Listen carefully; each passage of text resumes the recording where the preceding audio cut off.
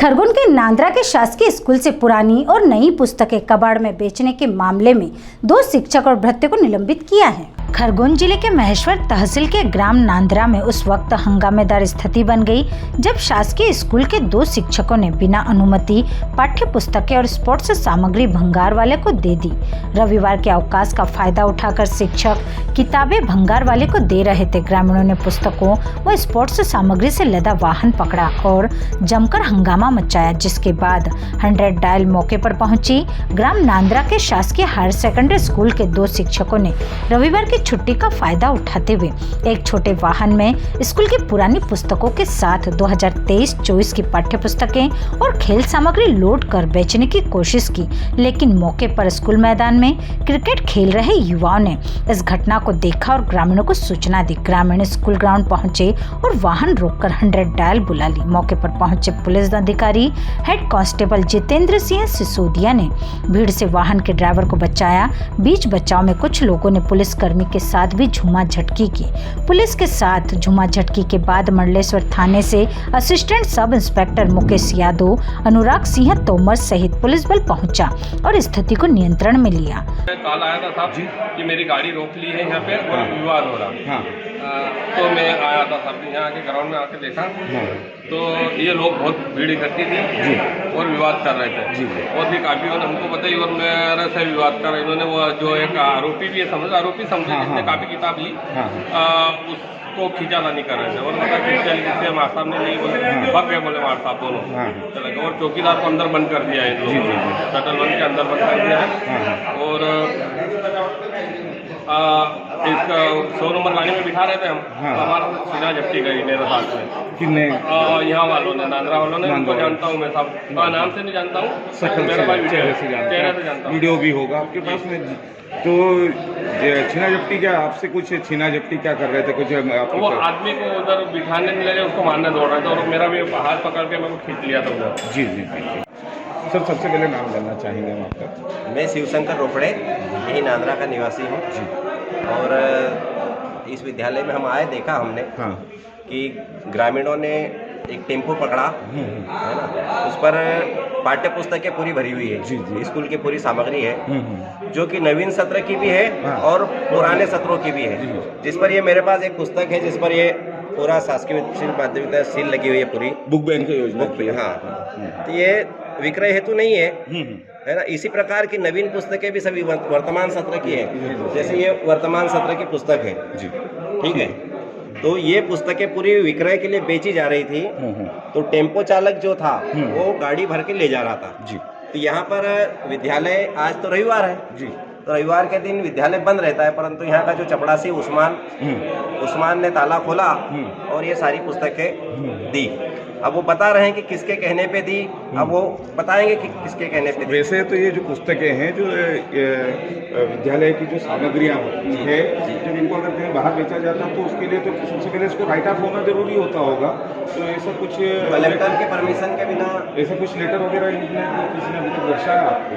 किसी प्रकार का कोई इनके पास लेटर नहीं है और न ही कोई प्रशासन से इन्होंने उनके विभागीय कोई न तो इन्होंने विभागीय परमिशन ली है बेचने के लिए। तो बिना किसी परमिशन से और आज रविवार का दिन देख करके जी ऐसा गुपचुप तरीके से पूरा ये विद्यालय की सामग्री बेची जा रही थी, जो कि बिल्कुल गलत है।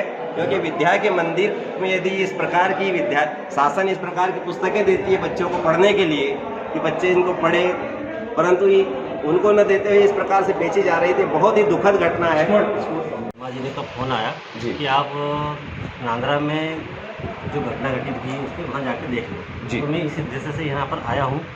यहाँ आने पर मैंने यहाँ देखा कि जो छोटा हाथी है उसमें कुछ पुस्तकें रखी है, जिसमें पुरानी पुस्तकें भी है और अवगत कराया गया है कि कुछ नई पुस्तकों बंडल भी है। तो इन सारी पुस्तकों को देखने के बाद हमने मैडम प्राचार्य को फ़ोन भी लगाया। मैडम भी यहाँ आ गए हैं, प्रभारी प्राचार्य भी आ गए हैं। यदि इस पूरे प्रकरण में यदि कोई अपराध की कार्रवाई नहीं हुई है और जिन शिक्षकों द्वारा ये गलती की गई है उनका हम नाम वरिष्ठ कार्यालय को कार्रवाई हेतु भेजेंगे।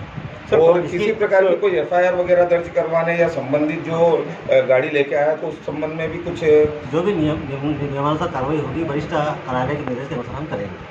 तो आपकी जांच में अभी क्या पाया गया? अभी जांच में ये पाया गया है कि जो सामान ले गए हैं जी। उसकी कार्रवाई यहाँ वर्तमान में मैडम के कहे अनुसार हाँ। आप लेखा की कार्रवाई नहीं हुई है। नहीं हुई है कि उसको ले जाने की कोई इस प्रकार से कोई आदेश जारी नहीं हुए हैं यहाँ से, नहीं वरिष्ठ कार्यालय से होगा। सर ये बता सकते हैं आपके लगभग कितना सामान होगा? अब ये तो मैंने क्या गाड़ी में देखी नहीं है, पर ये कह रहे हैं कि पुरानी पुस्तकें हैं और कुछ में नई पुस्तकें भी रखी हुई हैं। तो अभी उस सामान का क्या किया जाएगा? अभी वो आप अपने कब्जे में लेंगे या पुलिस की कस्टडी में देंगे, कहाँ देंगे? नहीं, अभी तो जैसा मैडम प्राचार्य मैडम चाहेंगे जी। तो ऐसा सबसे पहले तो मैम आपका नाम बताएं। श्रीमती सेवंती भूरिया। जी। मूल पद है मैं उमासी, लेकिन प्रभार मिला तो प्रभारी प्राचार्य।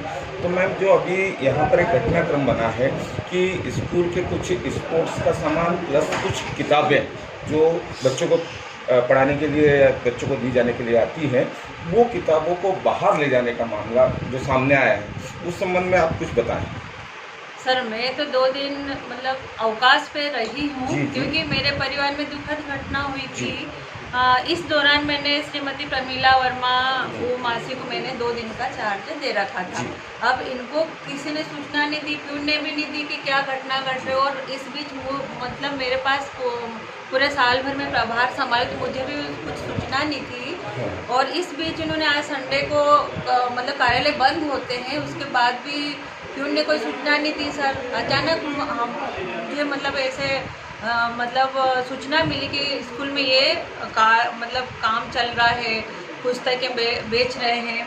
तो मैं जैसे छुट्टी होने के बावजूद मैं आई कि भाई अपने स्कूल में क्या हो रहा है उसका मैं जायजा लूँ और मैं सही उसको मामले को निपटाऊँ। ये मैंने अपना दायित्व समझा, क्योंकि बच्चों की पुस्तकें बेचना कानूनी अपराध है और खरीदने वाले भी कानून के प्रति वो अपराध कर रहा है। तो इसकी सूचना भी उनको भी देना था सबसे पहले, उसकी भी गलती मतलब है इसमें।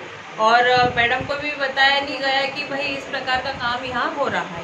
तो मैडम ये जो सारी चीज़ें हो रही हैं, तो हम ये कह सकते हैं कि जो संस्था का जो हेड होता है, कहीं न कहीं उनकी भी लापरवाही झलकती है कि वो अपने स्टाफ पर कंट्रोल नहीं कर पा रही हैं, कि कहीं न कहीं इस प्रकार से गतिविधियां हो रही है कि बिना उनके नॉलेज में आए, बिना विभाग के नॉलेज में आए, इस प्रकार का कृत्य किया जा रहा है कि किताबें बाहर ले जाई जा रही है।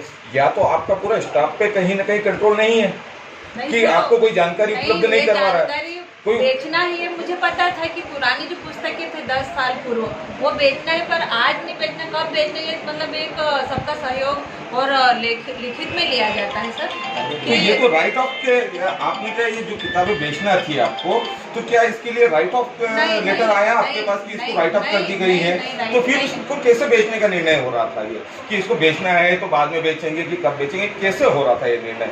जब तक मुझे जहाँ तक ये पता है कि रूल्स होता है, लिखित में लेते, मेरा तो ये कि लिखित में ही लेना चाहिए पक्का। मतलब मेरा एक सवाल है कि जब आपको अब घटना पूरी पता हो गई तो अब आप क्या करेंगे, आपका क्या एक्शन होगा? अब मैं सर उसका कि भाई क्यों कि ये मतलब किस उद्देश्य तुम बेच रहे थे, मतलब उसके पूरा मतलब उसका वो कि इसका उद्देश्य तो पता चल गया कि पता लग गया मैडम। अब उस पर कानूनी कार्रवाई क्या होगी? आपकी डिपार्टमेंटल कार्रवाई भी होती है, तो इनके सस्पेंशन के लिए आप वरिष्ठ अधिकारियों को लिखेंगे?